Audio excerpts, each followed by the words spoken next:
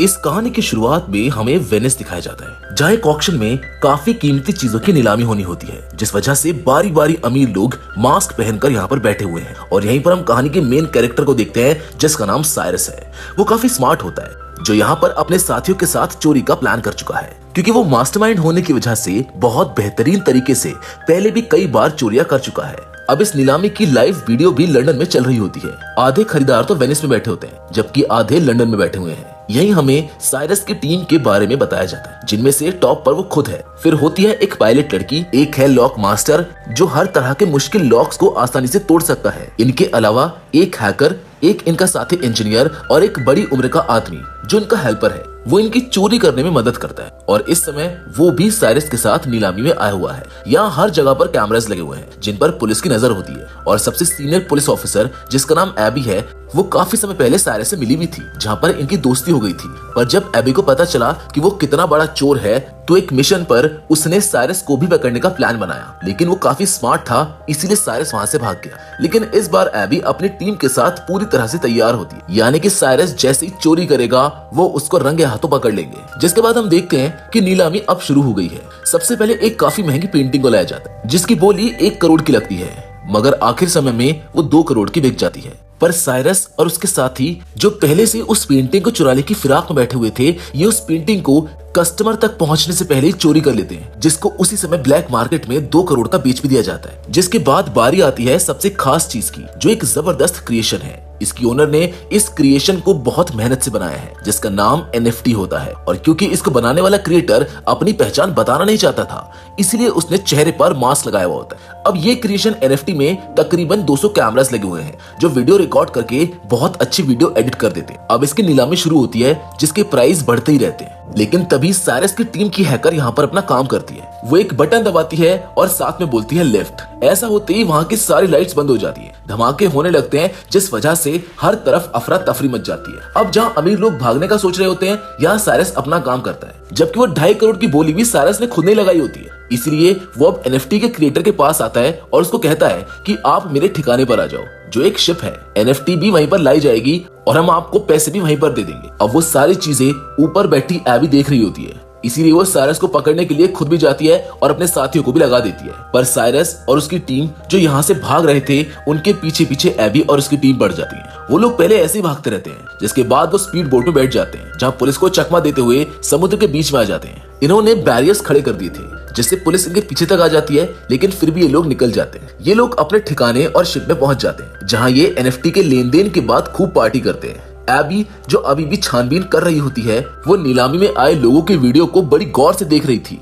उसकी नजर साइरस के साथी हेल्पर पर जाती है, जो अभी भी वहीं पर होता है। इसीलिए ये लोग उस तक पहुंचकर उसको पकड़ लेते हैं। उधर पता चलता है कि इन चोरों ने जब NFT को चोरी किया था, तो ब्लैक मार्केट में उसकी कीमत बढ़ती गई, जिसे एक्टिवेट करने के लिए इन्हें उसके असली मालिक की जरूरत थी। इसलिए ये उस क्रिएटर को उठा लाते हैं, आधा प्रॉफिट वो उसको दे देते हैं। इससे उन दोनों का फायदा होता है। उधर साइरस की टीम का हेल्पर एबी के साथ ही बैठा हुआ था और वो सभी सवालों के उल्टे सीधे जवाब दे रहा था। एबी कहती है कि मैं तुमको जेल में डाल दूंगी और सबके सामने तुम्हारी सच्चाई ले आऊंगी।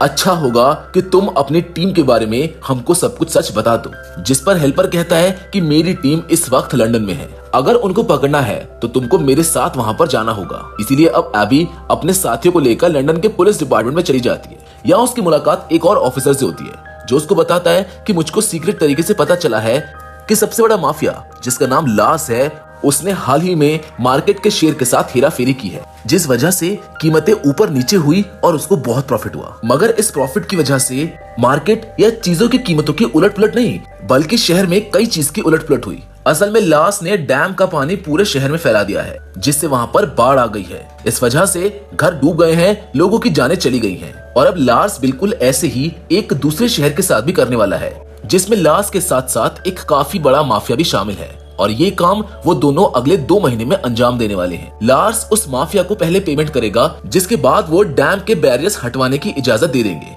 इस तरह से उस शहर में भी बाढ़ आने से तबाही होगी। पर लार्स उसको जो पैसा पे करेगा, वो पैसा नहीं बल्कि सोना होगा। वो भी 1-2 किलो नहीं, बल्कि पूरे 10 टन।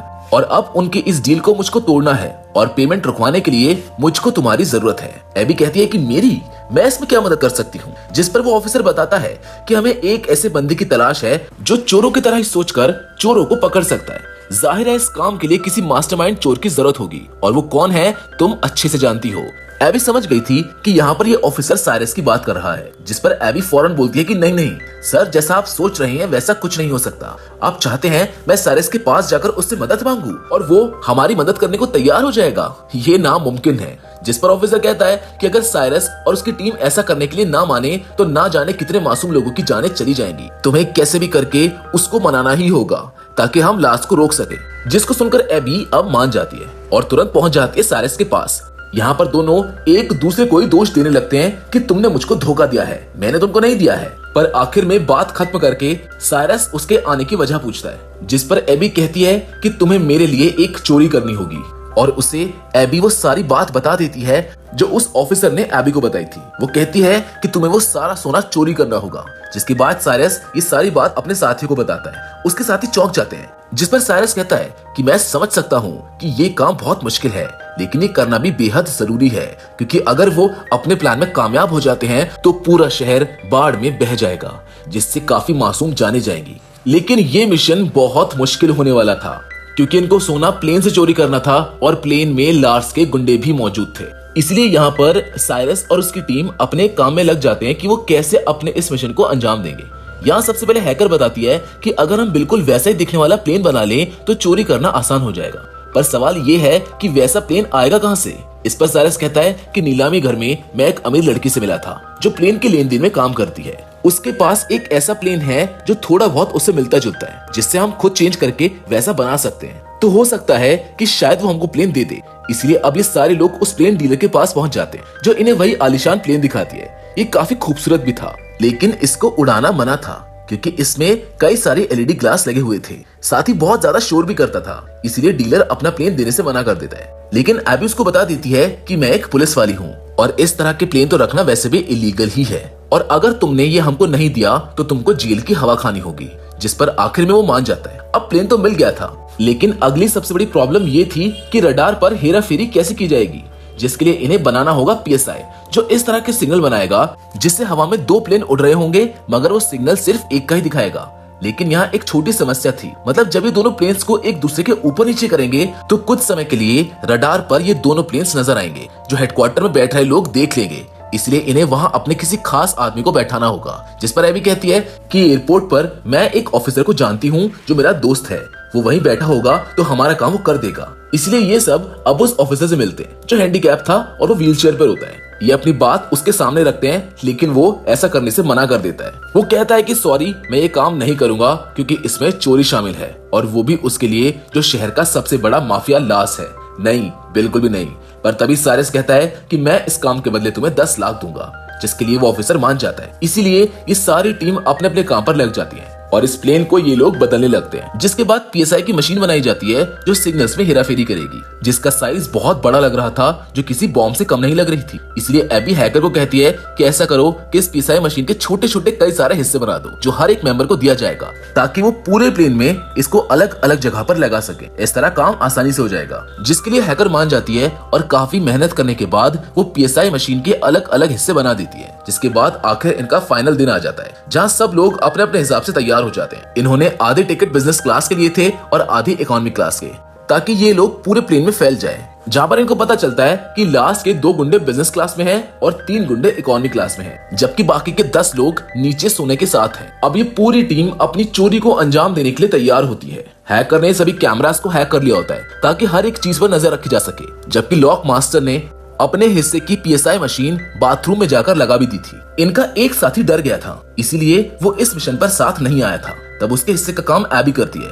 वो अपने बिजनेस क्लास के बाथरूम में जाकर दूसरी पीएसआई मशीन को वहां पर लगाने लगती है, पर तभी एक झटका लगने की वजह से वो मशीन छूटकर नीचे गिर जाती है, जिससे वो मशीन टूट जाती है। उसके कई सारे टुकड़े हो जाते हैं, जिससे अभी काफी परेशान हो जाती है, क्योंकि उसको कैसे भी करके उन टूटे हुए हिस्सों को जोड़ना है और मशीन को फिर से चालू करना होगा। उसको वो हिस्सा वहां पर लगाना जरूरी है, मगर अब गुंडे भी वॉशरूम में आना चाहते थे, और अगर उन्होंने ये देख लिया तो उनका प्लान चौपट हो जाएगा। वो सबको शूट करके मार देंगे। लेकिन यहाँ ठीक समय पर साइरस आ जाता है और अभी दोनों मिलकर मशीन को जोड़कर वहां पर लगा देते हैं, जबकि पायलट अपनी स्मार्टनेस से अपने प्लेन को उस बड़े प्लेन के नीचे ले आती है। साथ ही पीएसआई के एक्टिवेट होने का वेट करने लगती है ताकि दोनों प्लेन्स का रडार एक ही सिग्नल दे। इसलिए अभी हेडक्वार्टर के रडार में 2 ही प्लेन्स के सिग्नल आ रहे थे, जिसे देखकर एयरपोर्ट ऑफिसर की साथी कहती है कि हमको इस बारे में ऊपर खबर देनी चाहिए। जिस पर वो ऑफिसर जो एबी का साथी है वो जवाब देता है कि शायद ही मामूली सी खामी होगी जो 2-3 मिनट में ठीक हो जाएगी। वो उसको अपनी बातों में उलझाने लगता है। जिस बीच पीएसआई के एक्टिवेट होते ही पायलट अपने वाले प्लेन को दूसरे प्लेन से कनेक्ट कर लेती है और ऐसा होते ही सिग्नल मिलने लगते हैं और रडार पर एक ही प्लेन शो होने लगता है। जिसके होते ही वो ऑफिसर अपने साथी को दिखाकर कहता है कि देखो मैंने कहा था ना, ये खराबी है और जल्द ही ठीक हो जाएगी। अब उधर लॉक मास्टर नीचे वाले एरिया में पहुंच जाता है जहाँ सोने वाली तिजोरी पड़ी हुई है। वो अपनी हाईटेक मशीन को तिजोरी पर लगा देता है और उसका लॉक तोड़ने की कोशिश करता है, पर इस बीच गुंडों को शक होने लगता है, इसलिए वो अपने सोने तक पहुंचने की कोशिश करने लगते हैं। अब इस बात की खबर साइरस को भी पता चल जाती है, इसलिए वो उनको रोकने की कोशिश करता है, जिससे अब उन सब चोरों की लाश के गुंडों से लड़ाई शुरू हो जाती है। इनकी जबरदस्त लड़ाई होने लगती है, वो भी चलते हुए प्लेन में, जिस वजह से झटका लगने की वजह से पायलट को लगता है कि प्लेन में कोई गड़बड़ है, इसलिए वो तुरंत हेडक्वार्टर में खबर देता है। तब एबी के साथी ऑफिसर उससे कहता है कि मौसम खराब है, इसलिए आपको पास के हवाई अड्डे पर प्लेन को उतारना होगा। उसकी बात मानकर पायलट प्लेन को उतारने लगता है, पर ये जगह प्लेन को लैंड कराने के लिए छोटी है, जिस वजह से उस पायलट को काफी मुश्किल होती है, लेकिन वो जैसे तैसे प्लेन को उस छोटे से हवाई अड्डे पर उतार लेता है। इसलिए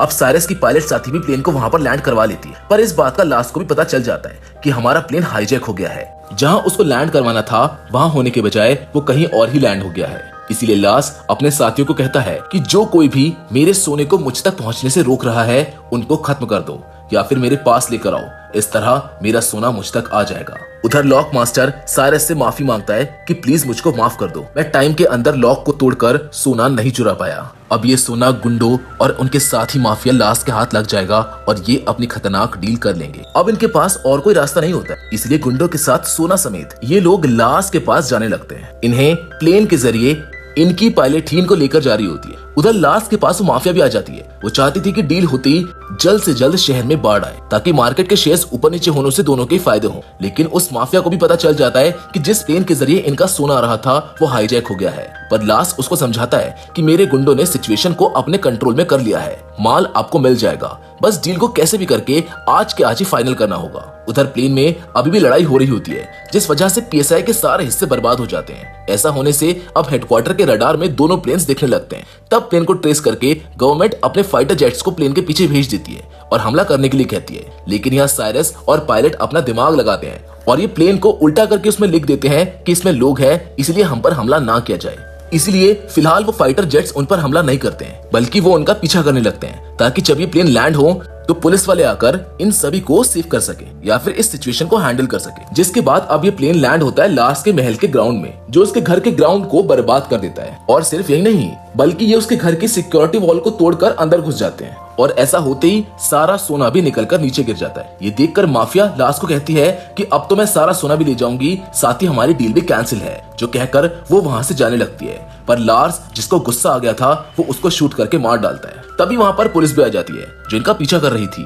वो इन्हें चारों ओर से घेर लेती है। पुलिस जैसे ही लार्स को पकड़ने लगती है, वो कहता है कि ये मेरा अपना घर है और ये सब चोर हैं जो उस माफिया औरत के साथ डील करने आए थे। असली गुनहगार ये सब हैं। इन्होंने ही माफिया को मारा था, तो आप इनको पकड़ें और मेरे घर को जल्द से जल्द खाली कर दें। पर यहाँ साइरस अपना दिमाग लगाता है, जो प्लेन के एलईडी ग्लास और एनएफटी क्रिएशन के रिकॉर्डिंग से पुलिस को ये दिखा देता है कि असली गुनहगार लार्स ही है। इसने ही औरत माफिया से सोने की डील की थी। पूरे शहर को बर्बाद करने की प्लानिंग भी इसी की थी, इसलिए लार्स को पुलिस गिरफ्तार कर लेती है। इस मिशन में एबी और लंदन का ऑफिसर भी शामिल थे, जिनका मकसद है इस डील को रोकना। तो इसमें कामयाब होने की वजह से वो सारा सोना पुलिस अपने साथ ले जाती है। मतलब इतने मुश्किल हालात का सामना करने के बाद भी इन चोरों के हाथ में कुछ नहीं लगता है। लेकिन फिर भी एबी साइरस की टीम का हिस्सा बन जाती है। यहाँ एबी जब बच्ची थी तो उसे एक पेंटिंग काफी पसंद आ गई थी, जो अब साइरस उसको गिफ्ट करने का सोचता है ताकि एबी उससे इम्प्रेस हो जाए और ये लोग फिर से एक हो जाए। और अब यहाँ पर सबसे बड़ी बात सामने आती है। असल में लॉक मास्टर ने तिजोरी को तोड़कर सारा सोना पहले ही वहाँ से निकाल लिया था। वहाँ असली सोने की बजाय नकली सोना रख दिया गया था और इस तरह से नाटक किया जैसे वो तिजोरी तोड़ ही ना पाया हो। यानी कि जो सोना पुलिस के हाथ लगा था, दरअसल में वो सोना नकली था। जबकि असली गोल्ड तो उसी समय आसमान से गायब कर दिया गया था और ये लोग उसे अपने ठिकाने पर भिजवा भी चुके थे। यानी कि ये चोर एक बार फिर अपने मास्टरमाइंड की वजह से इतने बड़े सोने की चोरी को अंजाम दे चुके थे। जिसके बाद ये सब लोग अपना सोना लेने के लिए जाते हैं, जहाँ पर ये एक दूसरे से गले लगते हैं। इनकी खुशी का कोई ठिकाना नहीं होता है। ये अपनी जिंदगी के नए सफर पर और एडवेंचर करने के लिए तैयार हो जाते हैं, जिसके साथ ये कहानी यहीं पर खत्म हो जाती है। तो दोस्तों, मैं उम्मीद करता हूँ कि लिफ्ट की ये कहानी आपको पसंद आई होगी। बाकी फिलहाल आज के इस वीडियो में बस इतना ही।